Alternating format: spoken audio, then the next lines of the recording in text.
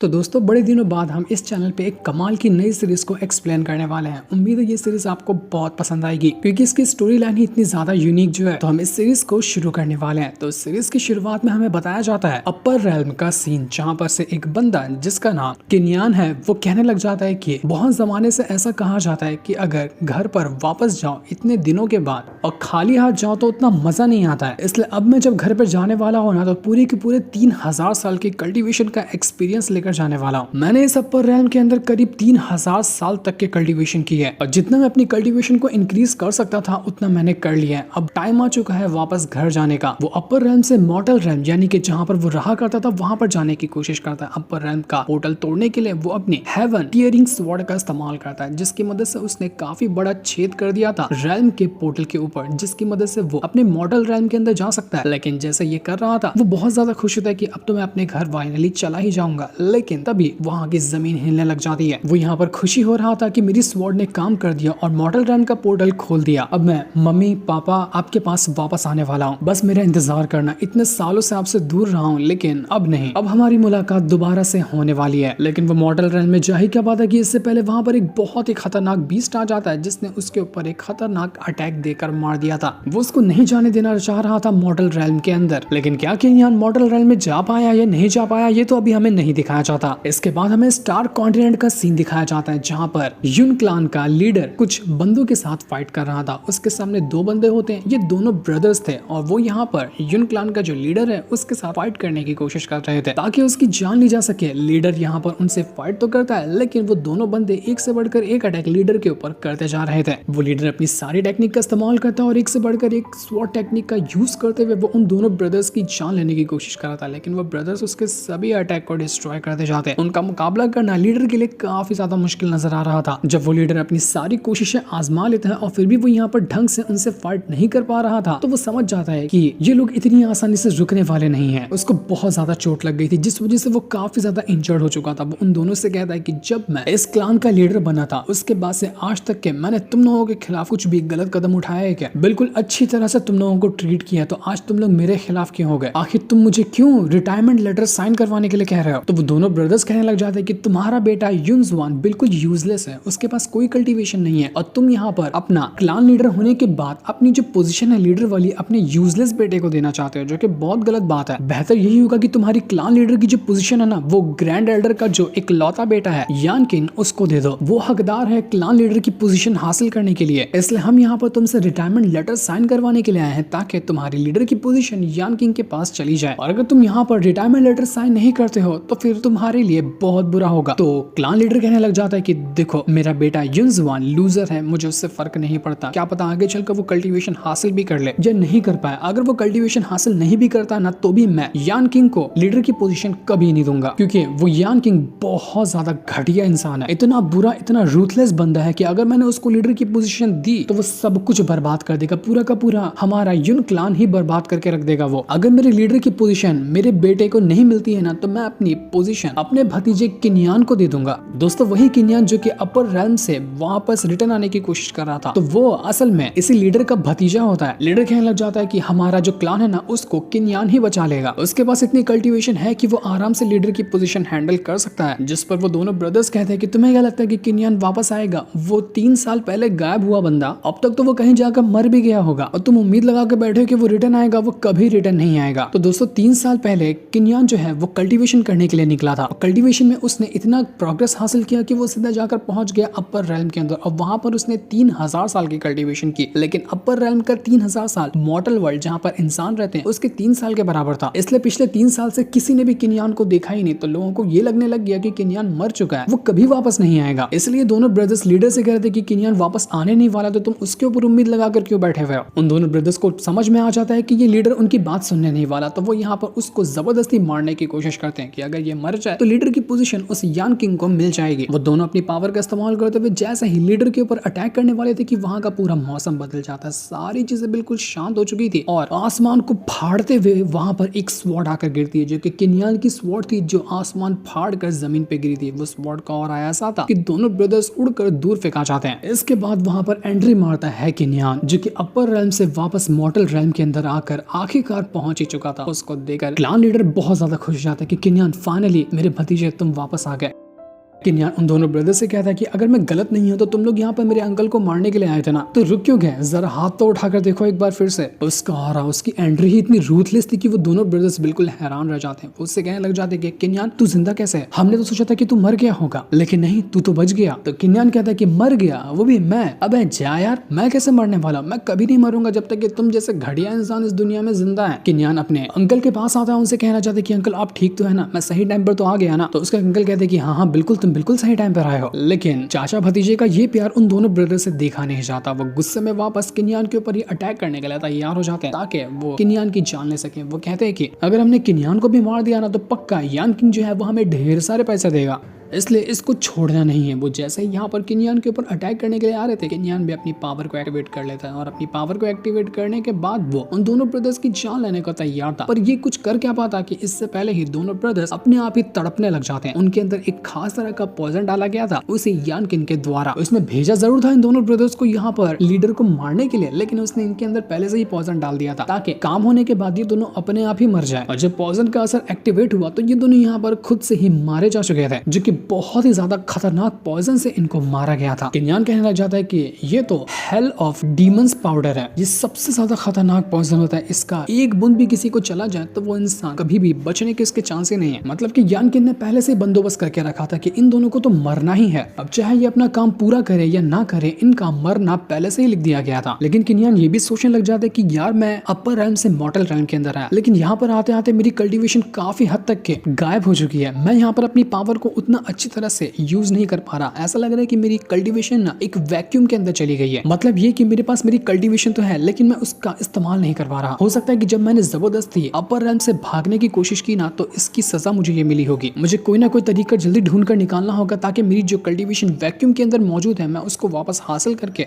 अपनी कल्टीवेशन को दोबारा से महसूस कर पाऊं, वरना तो मैं बिल्कुल एक नॉर्मल कल्टीवेटर रह जाऊंगा 3000 साल की कल्टीवेशन एक्सपीरियंस के बावजूद भी। इसके बाद क्लान लीडर किन्यान को महल के अंदर लेकर आता है और यहाँ पर लाने के बाद वो कह रहा था जब 3 साल पहले तुम अपनी कल्टीवेशन करने के लिए निकले थे और तुम वापस ही नहीं आए ना तो हमने सब ने उम्मीद खो दी थी कि शायद तुम वापस कभी नहीं आओगे, लेकिन तुम्हें वापस देखकर ना हमें बहुत अच्छा लग रहा है। तो ये सुनकर किन्यान को समझ में आता है कि अच्छा तो अपर रेल्म का 3000 साल यहाँ के सिर्फ 3 साल के बराबर है। लीडर कहने लग जाते हैं कि तुम्हारे पेरेंट्स और कायर, हो सकता है किसी लड़की का नाम हो जो कि किन्यान की गर्लफ्रेंड होगी। तो लीडर कहते हैं कि तुम्हारी फैमिली और कायर जो है ना वो 3 साल से ही कहीं गायब है। वो कहाँ गायब हो गए इसके बारे में कुछ भी नहीं पता। सिर्फ जाने से पहले महल के अंदर मुझे सिर्फ ये एक टोकन मिला था। तो जैसे ही किन्यान उस टोकन को देखता है वो कहता है कि ये टोकन जिस मटेरियल से बना हुआ है ना, ये मटेरियल ज्यादातर के हेवनली स्वॉर्ड सेट जो है उन लोग इस्तेमाल करते हैं। ये टोकन हेवनली स्वॉर्ड सेट का है। अब ये टोकन यहाँ पर होने का मतलब ये है कि मेरी फैमिली और कायर जो है वो हेवनली स्वॉर्ड सेट के अंदर ही होंगे, मुझे उनको जाकर बचाना होगा। तो क्लान लीडर कहने लग जाते हैं कि तुम्हें पता है ना कि हेवनली स्वॉर्ड सेट जो है वो कितना ज्यादा खतरनाक है। हमारे पूरे के पूरे स्टार कॉन्टिनेंट के अंदर न जाने कितने सारे सेक्ट मौजूद है, लेकिन उनमें से सबसे ज्यादा पावरफुल जो सेक्ट है ना वो है हेवनली स्वॉर्ड सेट है। हमारे कॉन्टिनेंट की एक ऐसी जगह पर वहां जाकर स्वॉर्ड सेट बना हुआ है कि कोई भी पता ही नहीं कर पाता कि असल में स्वॉर्ड सेट मौजूद कहाँ है। सिर्फ लोगों को इतना पता है कि वो सबसे ज्यादा पावरफुल सेक्ट है। तो तुम आखिर वहां पर जाओगे कैसे? तो किन्यान कहता है कि आपको फिक्र करने की जरूरत नहीं है, मुझे मेरी फैमिली को बचाना है ना तो मुझे हेवनली स्वॉर्ड सेट भी ढूंढना होगा। मैं उसको भी ढूंढूंगा और अपनी फैमिली को बचा कर ही रहूंगा। किन्यान अपने मन में सोचने लग जाता है कि अगर कायर मेरे पेरेंट्स के साथ मौजूद है ना तो मेरे पेरेंट्स को घबराने की जरूरत नहीं है। कायर है इतनी ज्यादा स्ट्रॉन्ग कि वो मेरे मम्मी पापा को प्रोटेक्ट कर सकती है, लेकिन मुझे कोई ना कोई तरीका ढूंढना पड़ेगा ताकि जितनी भी मेरी कल्टीवेशन वैक्यूम के अंदर मौजूद है मैं अपनी कल्टीवेशन को वापस हासिल कर सकूं, क्योंकि हेवनली स्वॉर्ड सेट से मुकाबला करने के लिए मुझे मेरी कल्टीवेशन की बहुत ज्यादा जरूरत पड़ने वाली है। तभी वहां पर 4 एल्डर आकर पहुंच जाते हैं। इनको 4 एल्डर कहा जाता है। जहां भी जाते हैं ये चारों एक साथ रहते हैं और चारों मतलब कि एक जैसे भाई बहन की तरह, भाई भाई की तरह होंगे। तो जब यहाँ पर 4 एल्डर किन्यान को देखते हैं वो उससे कहने लग जाते हैं कि फाइनली किन्यान तुम वापस आ गए और इतनी अच्छी खबर तुमने हमें आकर बताई नहीं। हमें पहले से पता होता कि तुम आने वाले हो तो एक बहुत ही बढ़िया पार्टी का बंदोबस्त किया जाता तुम्हारे स्वागत के लिए। तुम ऐसी रूखी फीकी एंट्री मार कर आ गए। तो किन्यान कहने लग जाता है कि अभी भी कौन सा देर हुई है, चलो अभी पार्टी करते हैं ना, अभी भी तो आप यहाँ पार्टी का बंदोबस्त करवा ही सकते हैं। तो उन 4 एल्डर में वो एक ग्रैंड एल्डर भी था जिसका ही बेटा है यान किंग और उसी ने यहाँ किन्यान के अंकल को जान से मारने की कोशिश की थी। तो किन्यान ग्रैंड एल्डर से कहने लग जाता है कि लगता है आप ना पार्टी तब देंगे जब आपका बेटा यान किंग ना यहाँ का लीडर बनेगा। सच कह रहा हूँ ना, इसी चीज की इंतजार में आप मौजूद थे। लेकिन माफ करना कि आपका ये वाला सपना पूरा नहीं होने वाला है, क्योंकि मैंने यान किंग का प्लान फेल कर दिया। वो नहीं मार पाया मेरे अंकल को, इसलिए यानकिन अपना सपना छोड़ देना यहाँ का लीडर बनने का तो बेहतर होगा। तो बाकी के एल्डर वगैरह जो थे वो कहने लग जाते हैं किन्यान से कि किन्यान तुम यहाँ पर कुछ भी यानकिन के खिलाफ नहीं बोल सकते, क्योंकि तुम 3 साल से इस सेक्ट से बाहर थे और रूल के मुताबिक अब तुम यहाँ के सिर्फ एक ऑर्डिनरी डिसेबल हो। तुम्हारे पास अब कोई हक नहीं है कि तुम हमारे मामले के बीच में टांग घुसाओ या कुछ बातें करो। तुम्हारी सारी पोजीशन छीन कर तुम्हें सिर्फ एक ऑर्डिनरी डिसेबल बना दिया गया, इसलिए अपना मुंह बंद कर लो।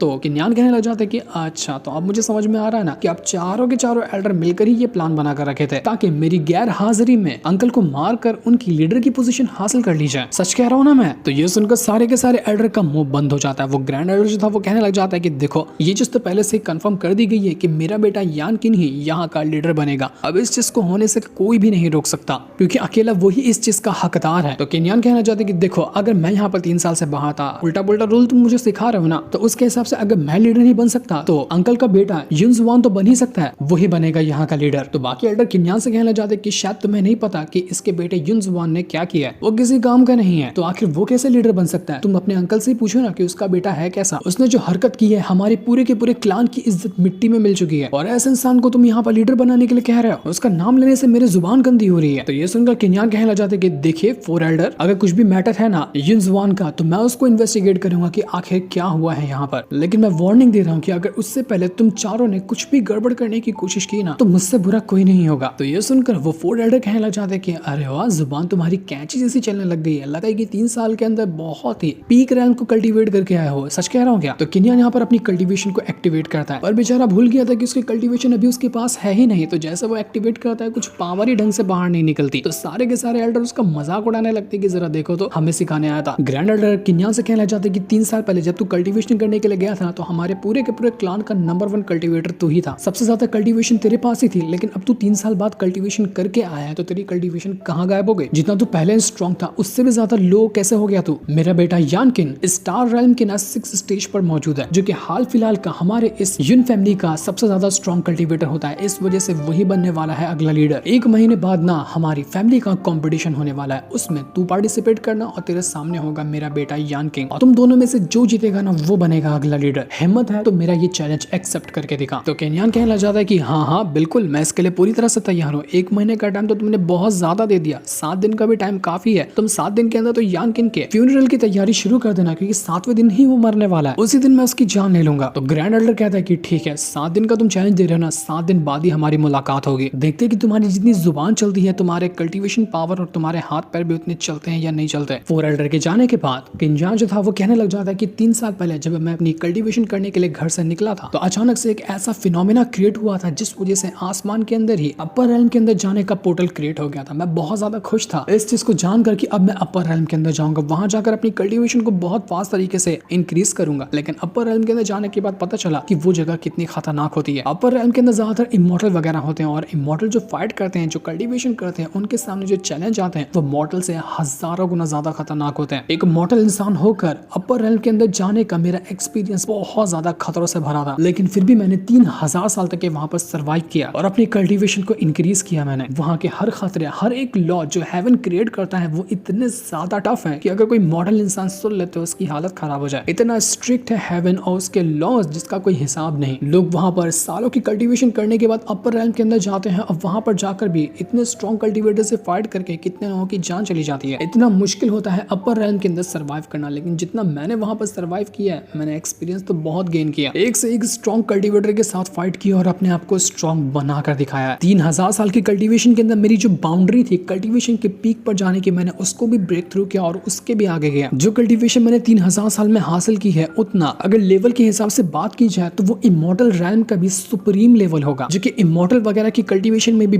बहुत ज्यादा हाई लेवल पे आता है। इस वजह से मुझे एम्पायर का टाइटल दिया गया और मैं अपर रैल्म के टॉप 10 के एम्पायर की लिस्ट में आता हूँ। मैं चाहता तो जिंदगी भर के अंदर अपर रैल्म के अंदर रहता, वहां पर कल्टीवेशन हासिल करता और खुद को इतना स्ट्रॉन्ग बनाता कि पूरी दुनिया मेरी मुट्ठी में होती। मुझे सब कुछ तो मिल रहा था अपर रैल्म के अंदर, सिवाय मेरी फैमिली के। वहां पर मेरी फैमिली नहीं थी और यही वो चीज थी जिसने मुझे हमेशा से तड़पा कर रखा कि मुझे वापस से मॉर्टल रैल्म के अंदर जाना चाहिए ताकि मैं अपनी फैमिली से मिल सकूं, क्योंकि वो लोग मेरे लिए परेशान होंगे। इसलिए मैंने इतना बड़ा रिस्क लिया और अपर रैल्म का पोर्टल तोड़कर मॉर्टल रैल्म के अंदर आया, जिस वजह से मेरी कितनी कल्टीवेशन ही चली गई। जब मैं पोर्टल क्रॉस कर रहा था तब वो बीस्ट आया और उसने मेरी जान लेने की कोशिश की, क्योंकि कोई भी अपर रैल्म से मॉर्टल मॉर्टल रेल्म के अंदर नहीं जा सकता, लेकिन मुझे जाना था मेरी फैमिली के पास, इसलिए मैंने ये रिस्क लिया, उस बीस्ट के साथ फाइट की, अपनी जी जान लगा दी ताकि मैं उसको हरा सकूं। जब मैं वापस आने की कोशिश कर रहा था तो उस टाइम पोर्टल बराबर तरीके से तैयार भी नहीं हुआ था, इसी वजह से मुझे इतना बड़ा रिस्क उठाना पड़ा कि मेरी इतनी कल्टीवेशन चली गई। अगर पोर्टल ढंग से तैयार हुआ होता और बीस्ट मेरे रास्ते में नहीं आता ना, तो मैं अपनी पूरी कल्टीवेशन के साथ साथ मॉर्टल रेल्म के अंदर रिटर्न आ जाता।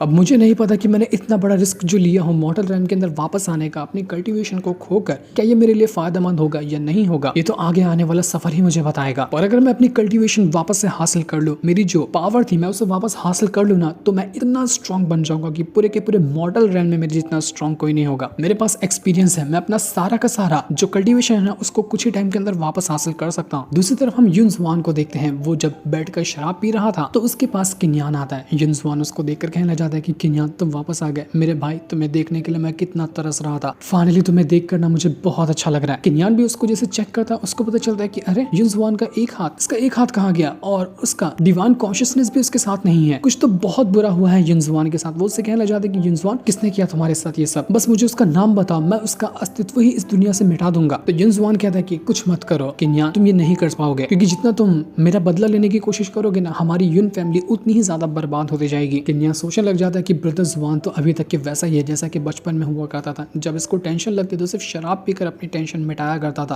और किसी के साथ अपनी तकलीफ शेयर नहीं करता था। किन्यान उससे कहता है कि ब्रदर युनजुआन फिक्र करने की कोई जरूरत नहीं है, मैं वापस आके ना मैं तुम्हें पूरी तरह से रिकवर करूंगा, और जिसने तुम्हारा ये हाल किया है ना उसको दुनिया से मिटा कर रख दूंगा मैं। पूरे के पूरे स्टार कॉन्टिनेंट के अंदर किसी ने भी हमारी युन फैमिली के ऊपर आंख उठाने की कोशिश की ना, मैं उसको पछताने पे मजबूर कर दूंगा। इसके बाद किन्यान अपना कमरे के अंदर आता है और वो यहाँ पर पिल को रिफाइन करने लग गया था। वो एक खास तरह की एम्परर पिल को रिफाइन कर रहा होता है। थोड़ी देर की मेहनत के बाद वो फाइनली इस पिल को रिफाइन कर जाता है। तो वो कहने लग जाता है कि ये तो बहुत अच्छी बात है कि मेरी कल्टीवेशन अभी मेरे पास नहीं है, लेकिन मेरा टैलेंट मेरे पास है, मुझे पता है कि एम्परर पिल को कैसे रिफाइन किया जाता है, जिस वजह से मैंने इसको रिफाइन कर दिया। अगर मैं एम्परर पिल को ही रिफाइन करते हुए अपनी कल्टीवेशन हासिल करने की कोशिश करूँ तो ये बहुत बढ़िया शॉर्टकट हो जाएगा मेरे लिए, और मैं जल्द से जल्द अपनी सारी कल्टीवेशन को वापस हासिल कर सकता हूँ। लेकिन प्रॉब्लम ये है कि इस मॉर्टल रेल्म के अंदर इतने ज्यादा हर्ब्स मिलते नहीं है, जितने कम मटेरियल रहेंगे उतनी ही लो लेवल की ये एम्परर पिल बनेगी, जो कि थोड़ा लंबा प्रोसेस हो जाएगा कल्टीवेशन को वापस हासिल करने का। लेकिन मुझे कुछ ना कुछ तो करना ही पड़ेगा। बड़ी मुश्किल से मैंने यहाँ पर अपना स्टार रेल्म का 4th स्टेज ब्रेक थ्रू कर पाया हूँ, और अगर भी मुझे यहाँ पर यानकिन के साथ बैटल करना है तो वो कम से कम स्टार रेल्म के 6th स्टेज पे मौजूद है। तो इतनी पावर उसको हराने के लिए काफी नहीं होगी, मुझे अपनी पावर को और ज्यादा इंक्रीज करना पड़ेगा। दूसरी तरफ हम उन्हीं एल्डर को देखते हैं, जिनमें से एक एल्डर को पता चलता है कि हमारे टेक्निक पवेलियन जहाँ पर टॉप लेवल की टेक्निक रखी जाती है उसके अंदर कोई घुसा है। वो कहने लग जाता है कि किसके अंदर हिम्मत हुई जो हमारे टेक्निक पवेलियन के अंदर घुसने की कोशिश कर रहा है, मैं उसको छोड़ूंगा नहीं। जैसे वो टेक्निक पवेलियन के अंदर आता है, उसको जो सामने दिखाई देता है वो उसको यकीन ही नहीं कर पाता, क्योंकि टेक्निक पवेलियन की जितनी भी टॉप लेवल की टेक्निक थी वो चारों तरफ अपने आप ही घूम रही थी किन्यान के, उसको कुछ करने की जरूरत ही नहीं पड़ी, और सारी की सारी टॉप लेवल की टेक्निक ने उसको चारों तरफ से घेर लिया था और किन्यान पहुंच जाता है एक अलग ही वर्ल्ड के अंदर। किन्यान कहने लग जाता है कि यहाँ पर ये टेक्निक बहुत सालों से पड़ी हुई है, लेकिन आज तक कोई ऐसा बंदा ही नहीं आया था जो इन टेक्निक को अच्छे से कल्टीवेट कर सके, और जब ये टेक्निक